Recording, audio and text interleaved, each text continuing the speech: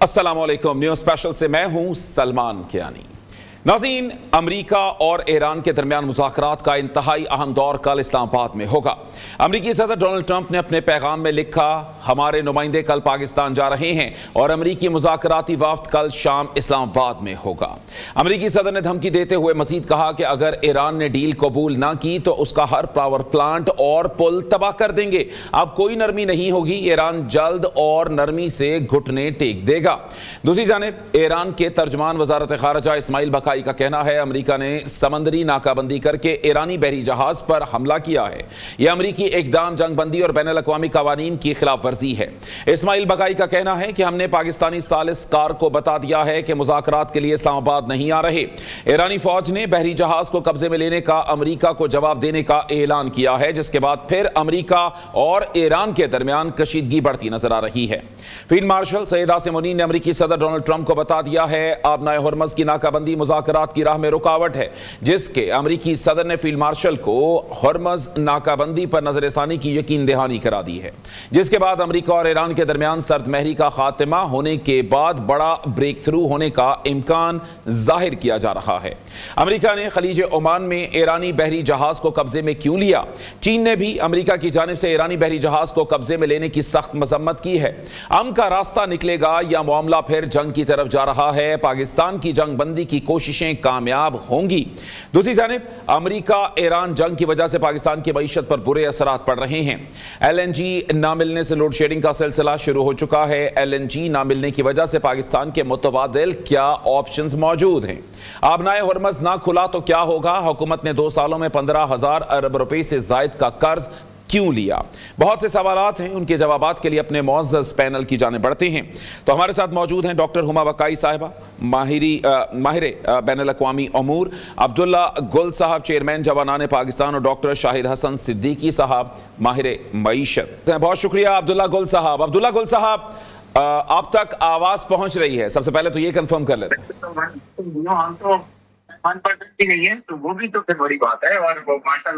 अब्दुल्ला गुल साहब,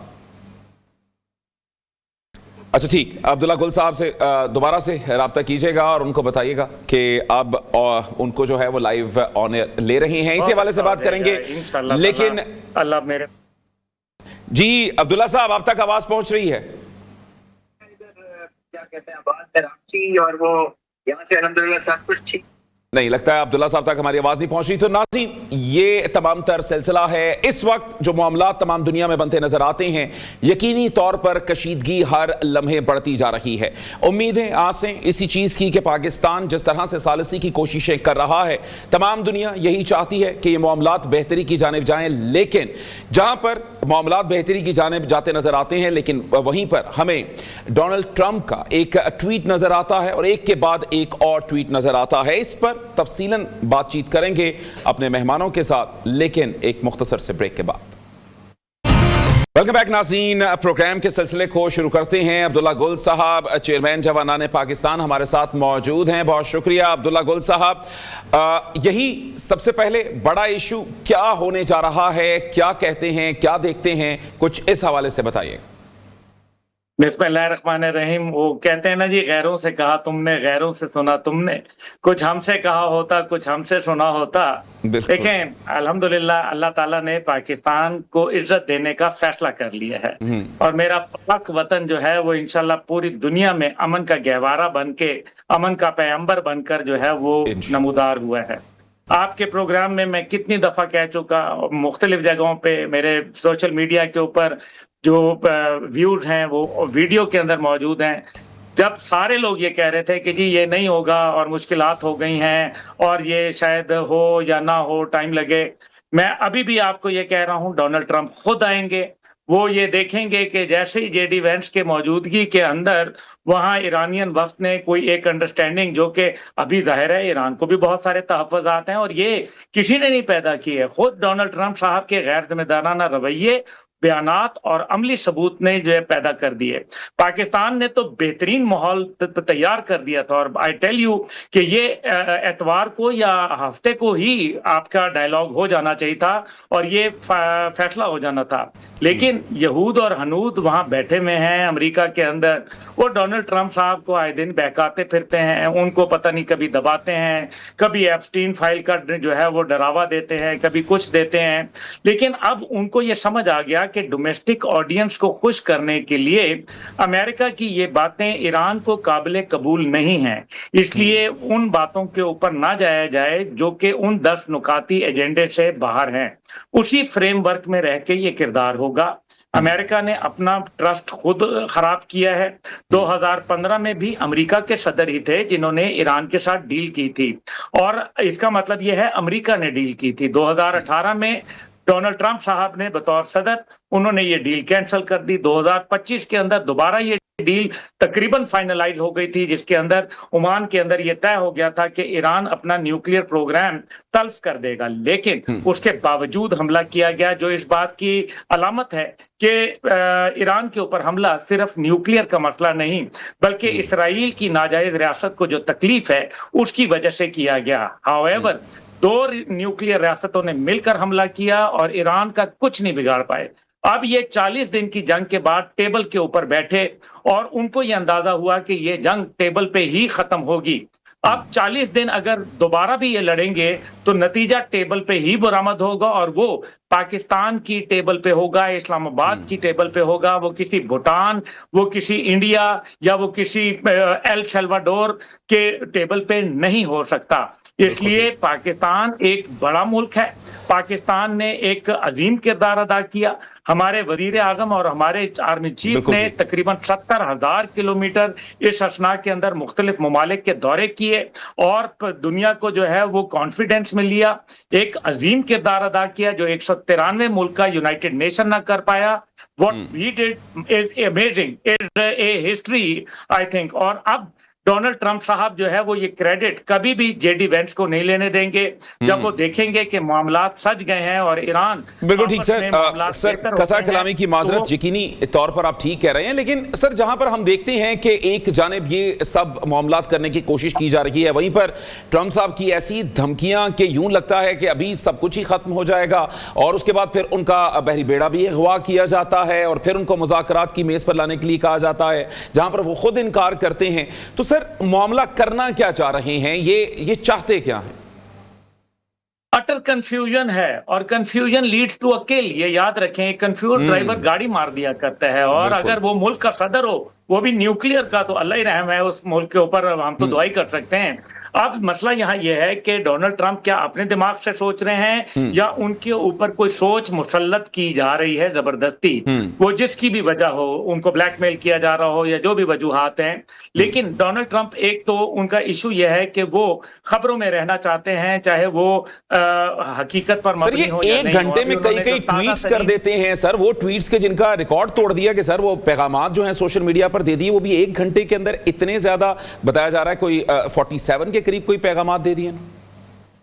जी, अभी आप देखें कि कल उनको जिस तरीके से ब्राजील के सदर ने कहा है कि सुबह उठते हैं तो धमकी के ट्वीट से हम उठते हैं, रात सोते हैं तो धमकी के ट्वीट से सोते हैं।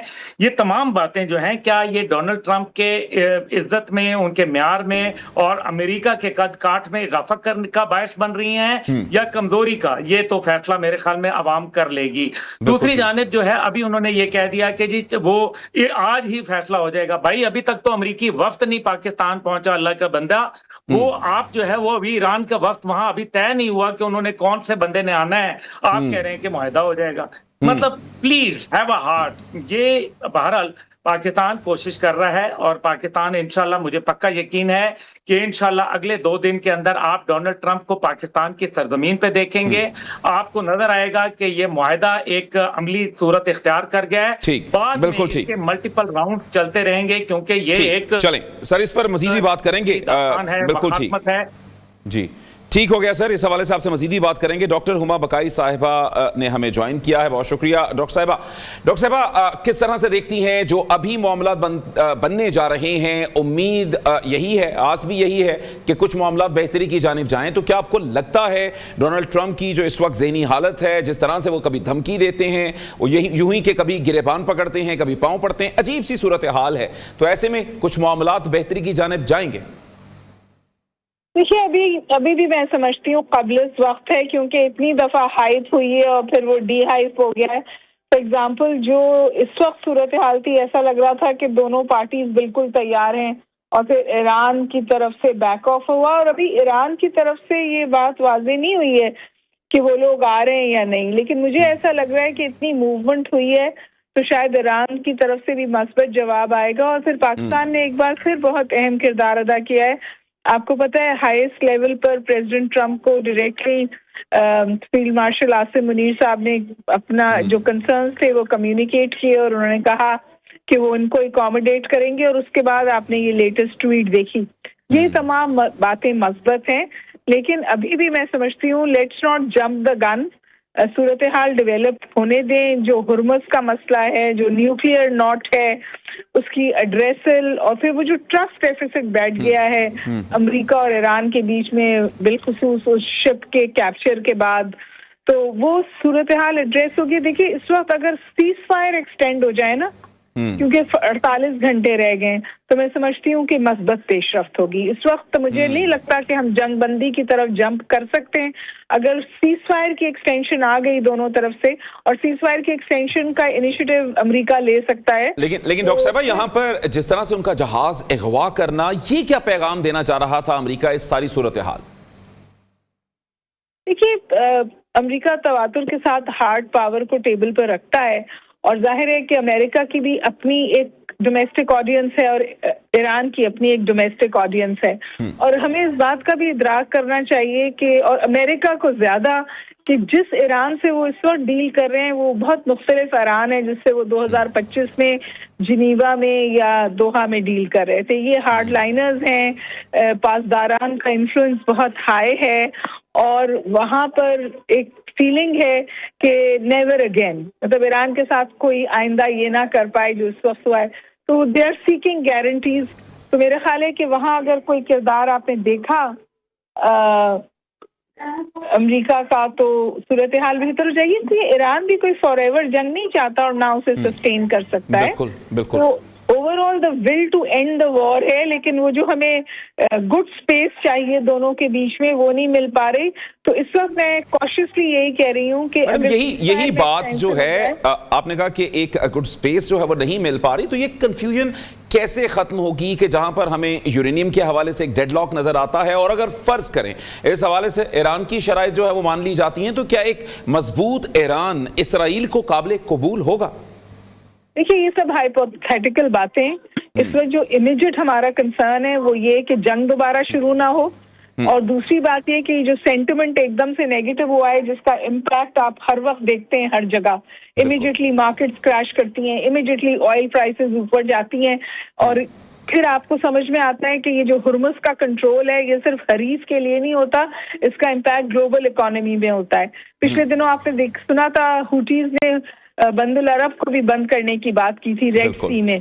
तो अगर ये सूरत हाल इस तौर एस्केलेट होती है तो फिर इसके ग्लोबल रिपरकशंस हैं। लिहाजा मैं चाहती हूँ, मेरी सोच फहम छोटी सी ये है कि अभी अगर सीज फायर हो जाए तो वही सेंटिमेंट को बेहतर करेगा, और फिर ग्रेजुअली जो बहुत सारे इश्यूज हैं, आप जितना नाम ले मैं आपको उतने इश्यूज गिनवा सकती हूँ, तो फिर वो ग्रेजुअली एड्रेस हो सकते हैं। बिल्कुल ठीक। अब्दुल्ला गुल साहब, सर, जो हमें इस सारी सूरत हाल में एक और चीज़ नज़र आती है वो हमें इसराइल का एक एग्रेशन नज़र आता है, जो एक दफ़ा फिर से पैलेस्टीनियंस जो हैं उनके ऊपर उन्होंने शुरू कर दिया है, और वहाँ पे हम लेबनान की सूरत हाल भी वो देखते हैं, वो भी कुछ इतनी फेवरेबल नहीं है। तो उसको कौन रोकेगा? वो तो अपने काम में मुसलसल आगे लगा है, अमेरिका ने दुनिया को अपनी तरफ लगाया हुआ है, और वो पीछे से अपने मामला चलाए बैठा। जनाब क्यानी साहब, उसको तो उधेड़ के रख दिया पाकिस्तान ने, जिस तरह से दूध में मक्खी को निकाल के फेंकते हैं। इस्लामाबाद प्रोसेस ने इजराइल को आइसोलेट करके रख दिया। आप मुझे बताएं, 3 फरीक में से 2 फरीक तो बैठ रहे हैं, तीसरा फरीक किधर है? इसका मतलब है उसको नॉन एंटिटी बना दिया, कोई हैसियत ही नहीं है, आउटस्टैंडिंग है वो, और वो बाहर खड़ा हुआ है, जिसको मैं आउटस्टैंडिंग से मुराद बाहर खड़ा हुआ है वो। अब मसला यहाँ ये है कि जो बुनियादी तौर पे लेबनान के साथ भी जो बातचीत हुई, उसका बुनियाद पाकिस्तान से हुई। वहां तो जो मज़ाकरात वाशिंगटन में दरमियान में इनके एम्बेसडर लेवल के हुए हैं, वो कोई बड़े लेवल के ऊपर नहीं है, और वो छोटी-छोटी चीज़ों को डिस्कस करने के लिए हैं। इस सारे के अंदर इसराइल तो हमने निकाल दिया, इस प्रोसेस में वो नज़र नहीं आ रहा। दूसरी जी जानिब पेड्रो सांचेज़ जो कि प्राइम मिनिस्टर ऑफ स्पेन हैं, जी उन्होंने ये कहा है कि इसको यूरोपियन यूनियन के जो एसोसिएट मेंबरशिप है, उससे निकाल दिया जाए, इज़राइल को हम्म खारिज किया जाए।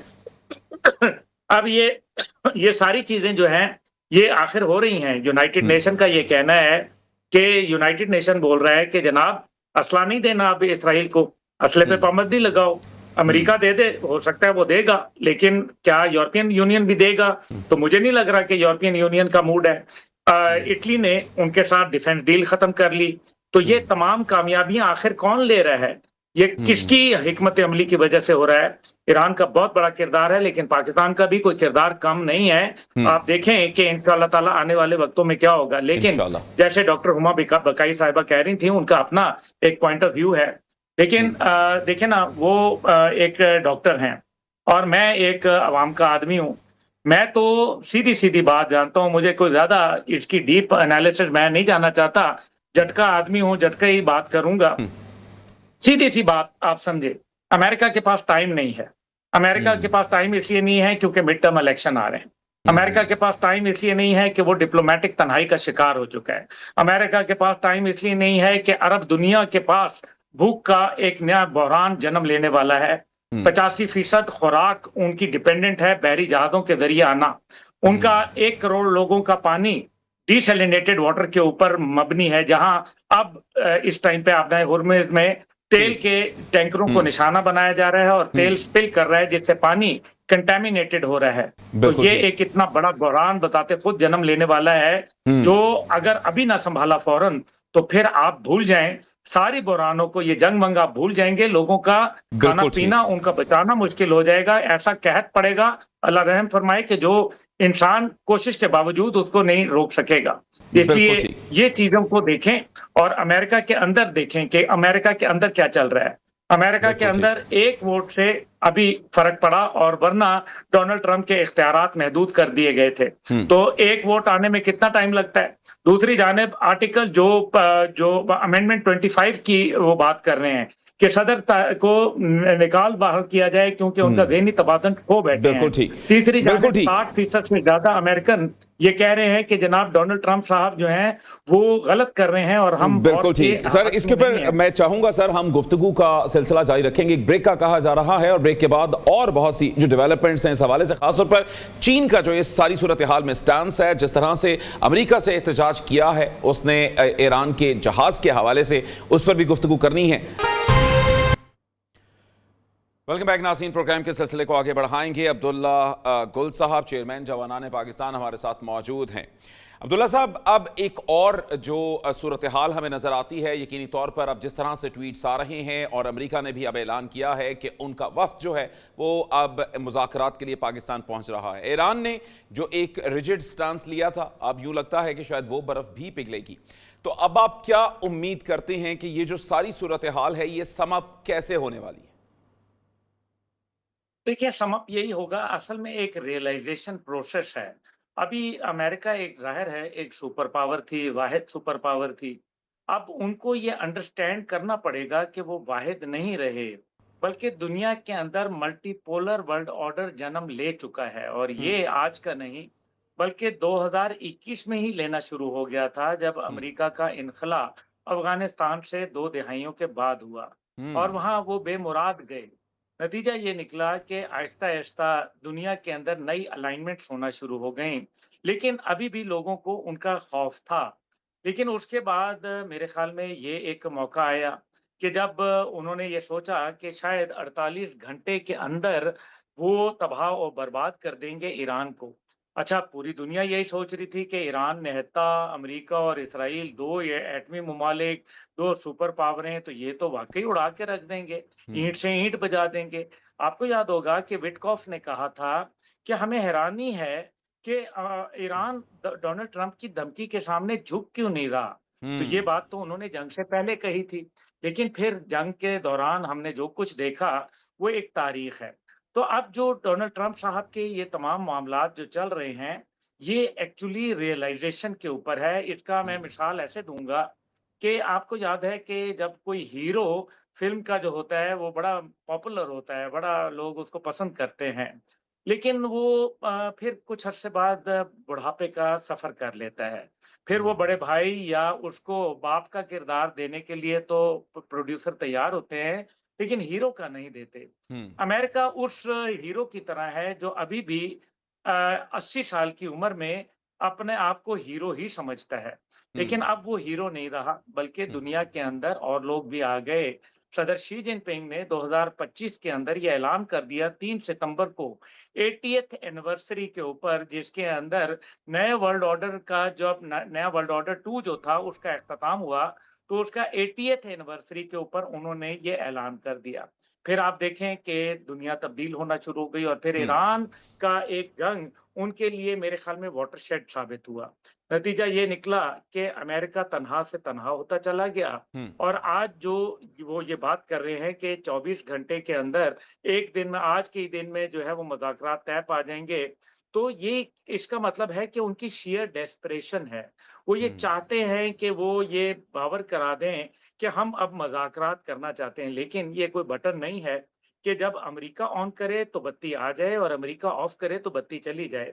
अब ये बिल्कुल बत्ती ठीक का होगी। बटन ईरान के हुँ, हाथ में है, दुनिया के हाथ में है, चीन के हाथ में है और ठीक, जब वो चाहेंगे तो बत्ती ऑन होगी, जब वो बिल्कुल चाहेंगे ठीक। तो ऑफ होगी। हुँ, अमेरिका ने हमला किया था, अमेरिका ने गलती की, अमेरिका जो है वो इसराइल के ट्रैप में आया। बिल्कुल अब ठीक। उसका खमियाज़ा कोई और क्यों भुगते, वो अमेरिका को ही भुगतना पड़ेगा। ठीक है सर, बिल्कुल ठीक। इस हवाले से आपका पॉइंट ऑफ व्यू आया और ये जो उसका खमियाजा है ना सिर्फ वो भुगत रहे हैं बल्कि और बहुत सारे ममालिक भुगत रहे हैं। ख़ासतौर पर मईशत की बात की जाए तो मईशत के हवाले से इस वक्त यूँ लगता है कि हालात बहुत पतले होते जा रहे हैं। पाकिस्तान की जो सूरत हाल है मईशत के हवाले से बात करने के लिए डॉक्टर शाहिद हसन सिद्दीकी साहब माहिर मईशत हमारे साथ मौजूद हैं। बहुत शुक्रिया डॉक्टर साहब, आपने हमें वक्त दिया। डॉक्टर साहब, क्या देखते हैं ये जो इस वक्त सारा सिलसिला बनता नजर आता है, बहुत सारे लोगों को इस पे शायबा भी है कि शायद जो सोचा जा रहा है वैसा ना हो, तो अगर खुदा ना खास्ता वैसा ना हुआ तो in the long run survival कैसे होगा? लोगों की तो अभी से चीखें निकल रही हैं। बहुत शुक्रिया आपका।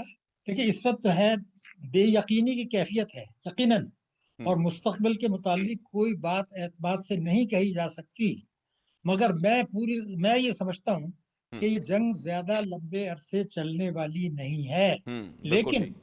जो पाकिस्तान को समझना है हम्म, वो ये है कि हमने अपनी मईशत का इन्हिसार बैरूनी दुनिया पर रखा है। हम अपने टैक्सों की वसूली नहीं बढ़ाते, बचतें नहीं बढ़ाते, बल्कि बैरूनी कर्जे ले लिए, बाहर हम्म, से तरसीलात मंगा ली, हम्म, दोस्त ममालिक से डिपॉजिट रखवा लिए। तो ये इसका मतलब है हमारा इन्हिसार जो है वो बैरूनी दुनिया पर है। और बैरूनी दुनिया बदलने वाली है जंग खत्म होने के बावजूद। हम्म, हम्म, और दुनिया पहले जैसी नहीं रहेगी, मिडिल ईस्ट पहले जैसा नहीं रहेगा, दुबई पहले जैसा नहीं रहेगा। अमेरिका इस वक्त हमारे साथ बहुत हमदर्दाना रवैया है, ये हम्म, भी आगे चल के नहीं रहेगा। उस हम्म, हद तक है जब तक हमें अमेरिका को हमारी मदद की जरूरत है।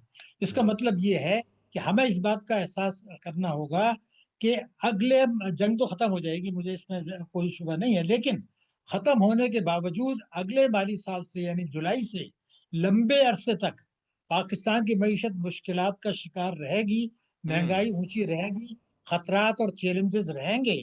और कुदरत ने शायद पाकिस्तान को ये एक मौका दिया है, क्योंकि हमें कुदरत ने दो इज्जतें दी हैं। एक, हमने भारत को शिकस्त फाश दी।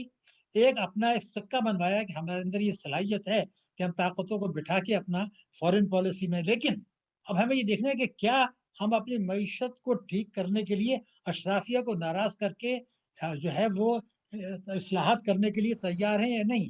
क्योंकि आज हम्म, जो भी आपकी इज्जत है, अगर ये सब दुनिया नए मसाइल आएंगे, ये बात पीछे रह जाएगी। अब तो हमें ये बिल्कुल देखना है ठीक। कि आज ये समझना है कि हमें मईशत को खतरात आएंगे जुलाई से।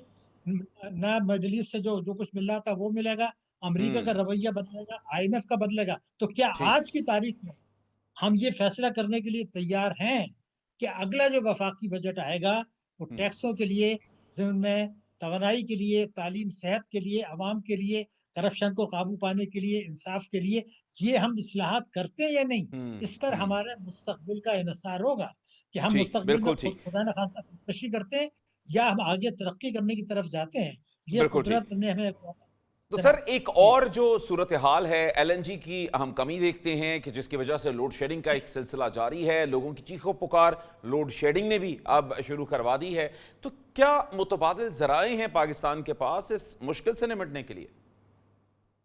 देखिए, पहली बुनियादी बात तो ये है कि अगर आपकी टैक्सों की वसूली नहीं बढ़ती, आप बेतहाशा जो है वो टैक्सों के पेट्रोलियम लेवी बढ़ाते हैं, जीएसटी बढ़ाते हैं और उसके बाद तरक्याती खर्चात में कटौती करते हैं, बिजली की चोरी नहीं रोकते, गैस की चोरी नहीं रोकते, लाइन लॉसेस नहीं रोकते, तो ये सिलसिला खुदा न खास्ता चलता रहेगा।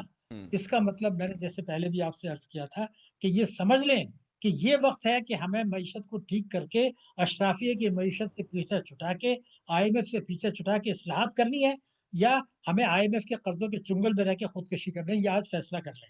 ये बात ठीक। मैं इसलिए कह रहा हूँ, आज भी पाकिस्तान की मईशत में ये सलाहियत है कि अगर मैं दो जुमले सिर्फ आपको बता दूं, तीनों बड़ी पार्टियों के जो मंशूर हैं तालीम के, सेहत के, टैक्सों के और तवानाई के, उसके जो मुश्तरका नुकात हैं, अगर अगला बजट उसकी रोशनी में बनाया जाए, वफाकी और सूबाई, तो मैं ये गारंटी करने के लिए तैयार हूँ कि तवानाई का मसला भी हल होगा, गुर्बत का मसला भी हल होगा, बेरोजगारी का मसला भी हल होगा, शरह नमूस जो है वो तेज होगी।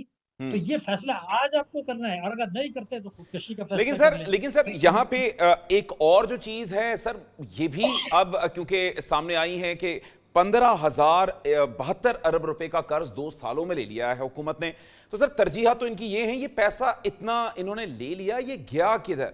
क्योंकि हालात तो ऐसे नहीं बताते कि यहाँ पर ये सारे मामला जो हैं इन्हीं पैसों के एवज जो हैं वो कुछ बेहतरी की जानिब जाते हों। देखिए, मैं आपसे गुजारिश करूँ, आप पिछले 7 साल का देख लीजिए। पिछले 7 साल में आपकी जो इंपोर्ट्स हैं वो 400 अरब डॉलर से ज़्यादा हैं और आपके जो बरामदात हैं वो तकरीबन 200 अरब हैं। तो अगर आप 200 अरब डॉलर सालाना का तिजारती खसारा कर रहे हैं, हर साल आपकी बजट खसारा बढ़ता है क्योंकि टैक्सों की वसूली आपकी बढ़ती नहीं है, शाहाना अखराजात आपके रहते हैं, कर्जों की अदायगी के लिए आपको रकम दरकार होती है, तालीम सेहत का बजट कम करने के बावजूद जो है आप बजट खसारा आपका होता है, तो ये कर्जे तो हो गए। मसला ये नहीं है, मसला ये है कि आज की तारीख में मैं आपको 2 फिगर देना चाहता हूँ। पाकिस्तान में जो तमाम बैंक्स हैं, तमाम बैंक्स, उन्होंने 14,000 अरब रुपए के कर्जे दिए हुए हैं सनत के लिए, तिजारत के लिए, बरामदात के लिए, माइक्रो फाइनेंस के लिए 14,000 अरब रुपया। और हुकूमत को जो कर्जे दिए हैं वो है तकरीबन 39,000, यानी तकरीबन दुगने से ज्यादा। मैं बिल्कुल आपको ठीक। पूरी जिम्मेदारी से कह रहा हूँ, मैंने दुनिया भर में बैंकिंग की है, ना अमेरिका में, ना यूरोप में, ना अफ्रीका में, ना एशिया में, दुनिया में कहीं नहीं है। ये जो पाकिस्तान में हरकत शुरू हुई है कि बैंकों को आपने निष्कारी कर दी, वो फॉरेनर्स के हाथ में चले गए और वो पाकिस्तान की मईशत को तबाह कर रहे हैं। अगर 39,000 अरब रुपए के आपने कर्जे हुकूमत को दे दिए और तो 14,025 करोड़ की आबादी को दिए, एक और जो कैसे चलेगा? हमारा सर एक और जो हमारा फैक्टर है, बाहर से जहां से पैसे आते हैं हमारे पास, क्या अब उसी तरह मिडल ईस्ट से वो जो एक तसलसल था पैसे का, खास तौर पर इस जंग के बाद से, क्या वो वैसे ही जारी रहेगा? और एक आईपीपी के हवाले से भी जानना चाहेंगे कि हुकूमत अब खुद इदराक कर रही है, खुद इस चीज का एहसास कर रही है कि आईपीपी के साथ मुआहिदे गलत हुए, तो इस हवाले से फिर अब क्या अगला लाया अमल है? देखिए, दोनों बातें अहम है। पहले मैं आपको ये बता दूं कि पाकिस्तान में जो रेमिटेंसेज आती हैं वो बेतहाशा इतनी दुनिया में नहीं आती है। मैं आपको बता दूं, जी। ये जो अगर फर्ज कीजिए 41 अरब डॉलर का आपका जो है वो रेमिटेंसेज आ रही हैं, तो जब 9/11 हुआ था तो 1.5 अरब डॉलर थी।